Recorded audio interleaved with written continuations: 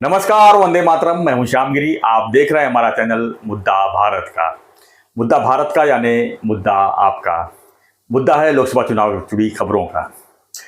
आज लोकसभा चुनाव के मद्देनजर दूसरे फेज का यानी कि दूसरे चरण का आज मतदान शुरू है और बड़ी संख्या में लोग जो है बूथ पर जाके वोटिंग कर रहे हैं। ये बड़ी खुशी की बात है, जागरूकता की बात है। हमने हर वीडियो में जो है लोगों से आह्वान कर रहे हैं कि आप बाहर निकलिए, वोट कीजिए।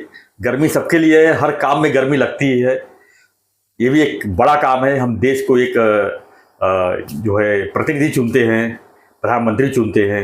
इससे देश का विकास होता है और लोगों में जागरूकता आई है और लोग बड़ी संख्या में बूथ तक जा रहे हैं और वोटिंग अपने पसंदीदा उम्मीदवार को वोटिंग कर रहे हैं।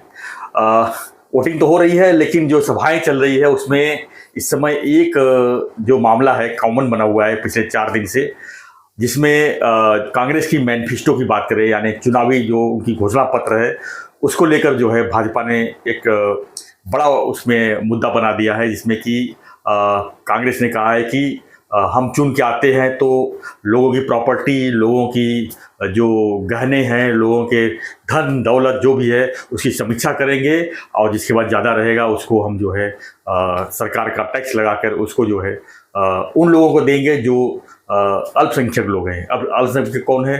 यानी मुस्लिम लोग हैं। तो बीजेपी ने इसको मुद्दा बना लिया है और उन्होंने साफ साफ मोदी जी का कहना है, मोदी जी खुद अनाउंस कर रहे हैं कि आप लोग जागिए और समझिए कि कांग्रेस की क्या चाल है, क्योंकि पहले भी ये चीज़ें होती आ रही थी, जिसको राजीव गांधी जी ने जो है अपनी प्रॉपर्टी बचाने के लिए जो है इसमें कानून बदलाव लाया था। अब कांग्रेस फिर उसको बदलाव करके लोगों की संपत्ति हड़पने की पूरी तैयारी कर ली है। ये जो है इस समय सभा में जो है कॉमन शब्द बना हुआ है। इसका क्या असर होगा इंडी गठबंधन पर, इसका क्या असर होगा बीजेपी पर? लोकसभा चुनाव के माहौल है, लोग क्या सोचते हैं, इसी पर हम तो चर्चा कर लेंगे। हमारे साथ में हैं राजनीतिक विशेषज्ञ और सीनियर एडवोकेट विवेक जोशी जी। हम इसे जानेंगे कि जो इस बार का जो मैनिफेस्टो है, इस बार का जो सभा का मुद्दा है, क्या इससे जो है लोग प्रभावित हो रहे हैं या लोगों को समझ में आ रही है, इसी चर्चा कर लेते हैं। सर, एक बार स्वागत है आपका हमारे चैनल में। धन्यवाद सर। हम रोज बैठ के जो है वीडियो बनाते थे, आज हमने एक नया ट्रायल किया है कि जो है खड़ा होकर हम आज बात करेंगे और रूबरू बात करेंगे, बिंदास बात करेंगे। सर, क्या कहेंगे सर, मोदी जी का जो इस समय एक तरह से नारा ही है वो कि लोगों को जागरूकता कर रहे हैं कि अब जागिए, समझिए, कांग्रेस की चाल को समझिए और देखिए कि क्या होने वाला है। तो सही में ये चीज़ें हो सकती है?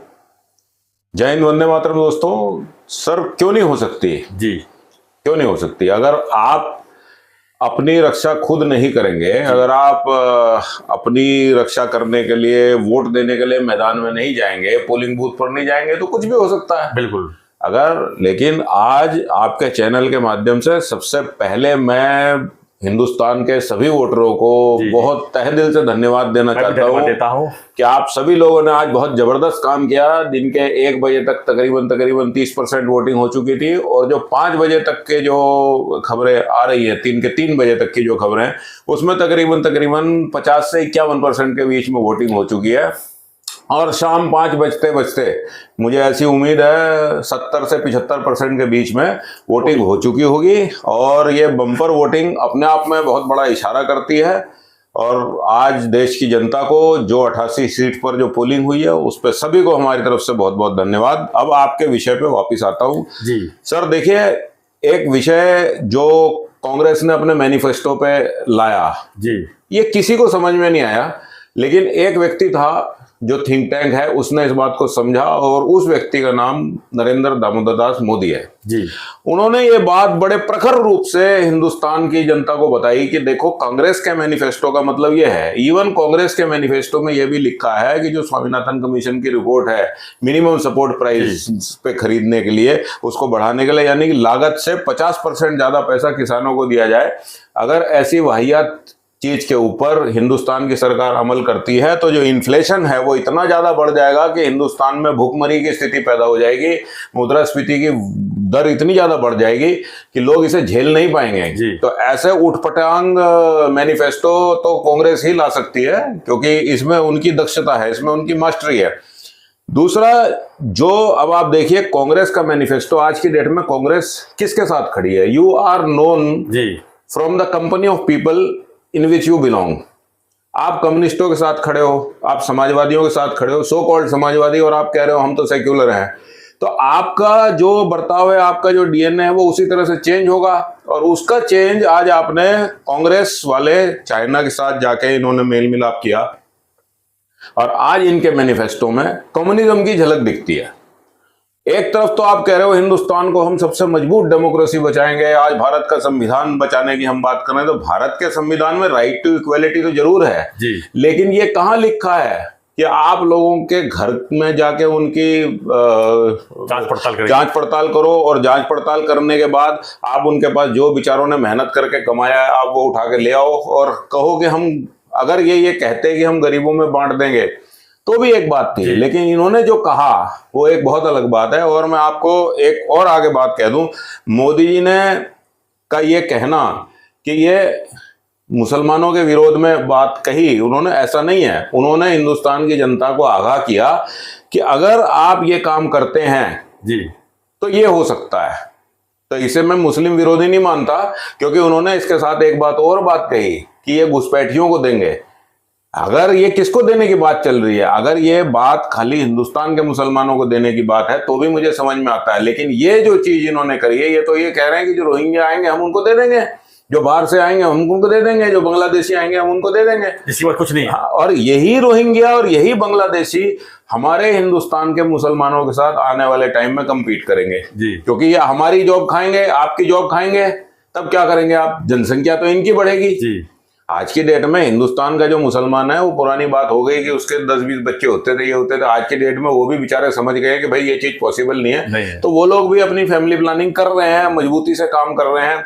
कल उनके सामने इस तरह के लोग आएंगे तो क्या करेंगे? तो आज आपके घर से सामान छीनेंगे, कल उसके घर से छीनेंगे।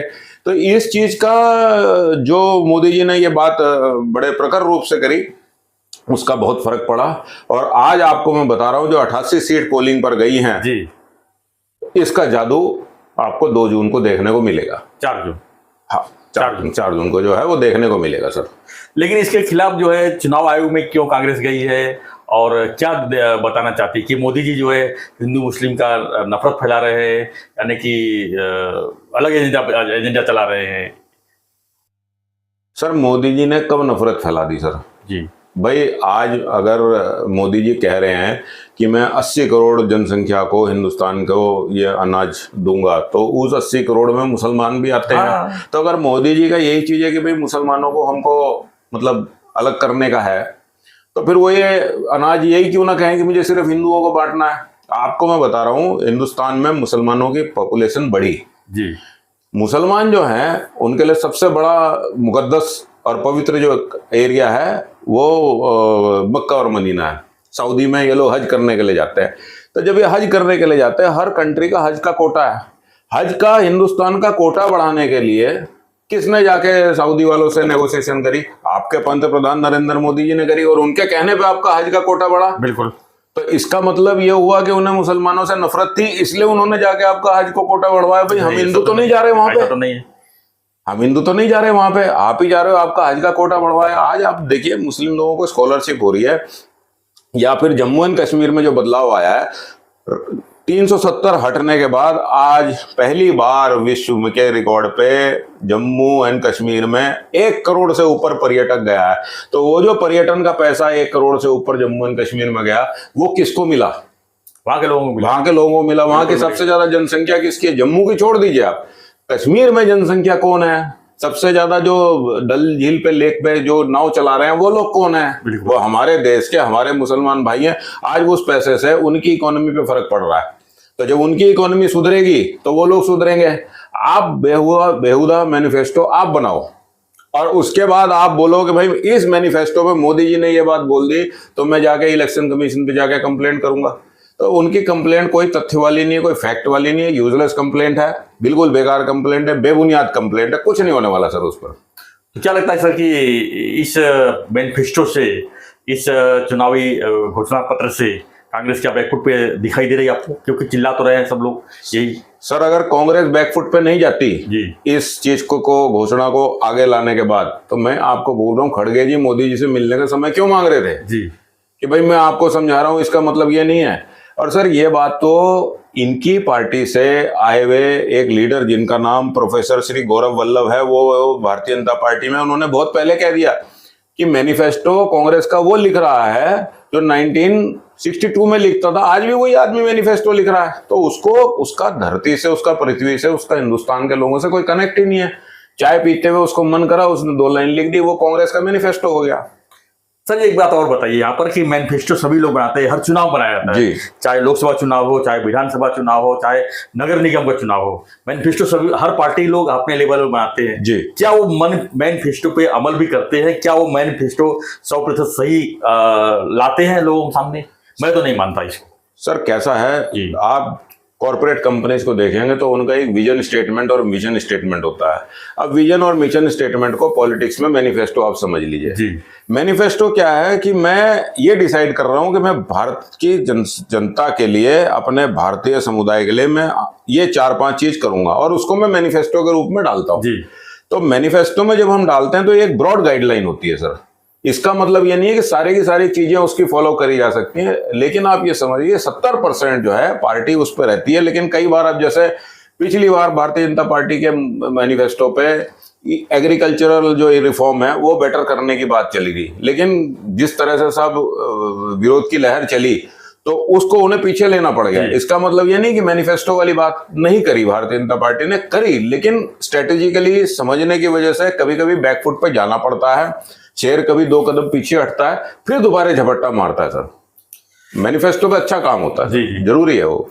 धन्यवाद सर। तो हम जो है चर्चा यही कर रहे थे कि कांग्रेस की मैनिफेस्टो को लेकर जिस तरह से सभाओं में जो है हिंदू मुस्लिम का कार्ड खेला जा रहा है, इस पर कितना असर पड़ेगा, इस पे जो है कौन किसका नुकसान है, किसका फायदा, इसी पर चर्चा कर रहे थे। आप लोग जो है एक ही रिक्वेस्ट है कि आप मैनिफेस्टो सभी का देखिए, सभी का चुनावी प्रचार की घोषणा पत्र देखिए और अपने हिसाब से डिसाइड कीजिए कि आखिर में इस देश को प्रगतिशील प्रगति की तरफ कौन ले जा सकता है। क्योंकि मोदी जी का एक ही ध्येय है कि 2047 तक देश को जो है एक विकसित देश, यानी अमेरिका और जापान के लेवल पे जो है हमारा देश जाना चाहिए, न कि पाकिस्तान, बांग्लादेश और श्रीलंका जैसी स्थिति होनी चाहिए। तो फैसला आपको करना है, मैनिफेस्टो आपको देखना है। जब तक जब मैनिफेस्टो के बाद जब पार्टियां जो है चुन के आती है तो उनका किस तरह काम होता है वो तो आप सभी जानते हैं। तो फैसला आप लीजिए, सही फैसला लीजिए और चुनने का मौका आपको यही है। चुनाव का माहौल है तो चुनिए, अच्छा एक प्रतिनिधि चुनिए, अच्छा एक प्रधानमंत्री चुनिए। और ऐसी खबरों के लिए, हमारी खबरों को देखने के लिए हमारे चैनल को लाइक, शेयर और सब्सक्राइब जरूर कीजिए। हम जो है लोकसभा चुनाव से जुड़ी खबरों के लिए आपके सामने लगातार रूबरू होते रहेंगे और अंदर की खबरें आप तक बताने की हम पूरी कोशिश करेंगे। धन्यवाद विवेक जी, धन्यवाद। जय हिंद, जय भारत।